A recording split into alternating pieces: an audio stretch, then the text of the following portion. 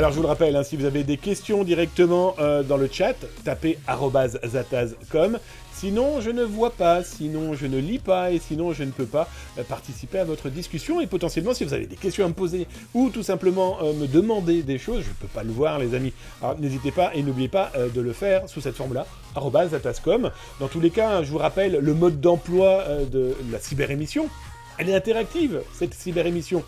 On partage, mais tapez !help pour avoir véritablement tous les tenants et aboutissants. Ah voilà, pour qu'on puisse tous participer à cette bonne ambiance. Qu'en pensez-vous, les amis? Alors, autre article, autre ambiance, Cryptnet. Alors, Cryptnet, hop, je vous montre l'article et je vous mets le lien sur Twitch.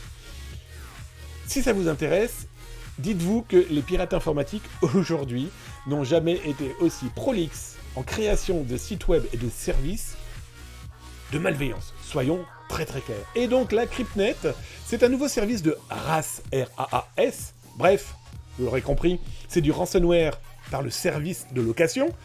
Cryptnet, lui, ce qui est complètement fou, c'est que l'instigateur derrière ce système de malveillance, eh bien, vient d'expliquer qu'il proposait des réductions. Que pour lui, il peut gagner suffisamment d'argent s'il a plein de clients.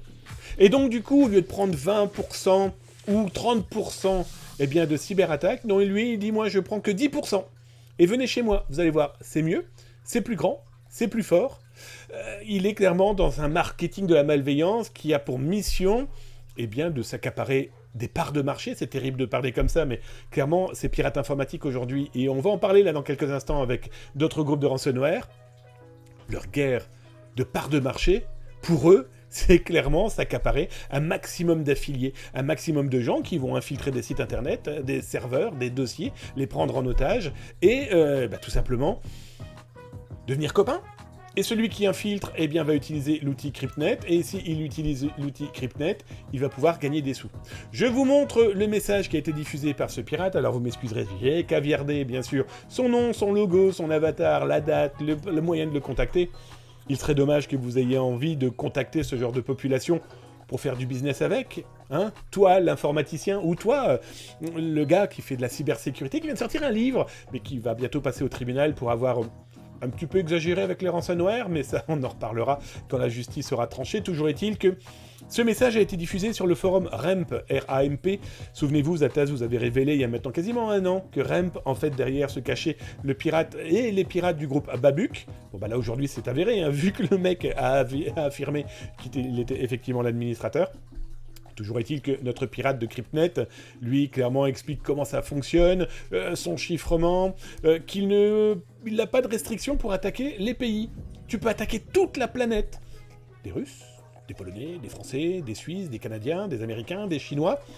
En petite information, je vous l'ai d'ailleurs mis ici en jaune, il faut savoir que cette phrase a disparu. Elle est quasiment 2 heures après avoir été diffusée sur RAMP. Je vous rappelle que RAMP est quand même tenu par des Russes. Moi, je pense que c'est tenu clairement par un service de renseignement russe, hein, soyons très très clairs depuis le début. Toujours est-il que, eh bien, il n'y a pas de restriction sur les pays attaqués. Cette phrase a disparu.